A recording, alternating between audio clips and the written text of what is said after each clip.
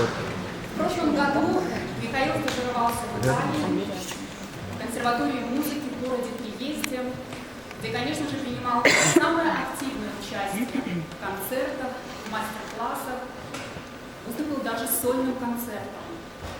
И находясь там, в Италии, Миша еще даже сделал обработку для баяна белорусской народной песни.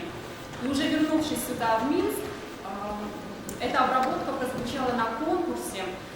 Конкурс проводит уже многие годы кафедра Академии музыки, кафедра композиции Академии музыки на сочинение лучшей обработки белорусской народной песни. И сочинение Михаила Волчкова было удостоено первой степени. И сейчас, уважаемые зрители, у нас есть замечательная возможность познакомиться с произведением Михаила Волчкова. Это картина «Фантазия» на тему белорусской народной песни «А на дворе день Галеньки».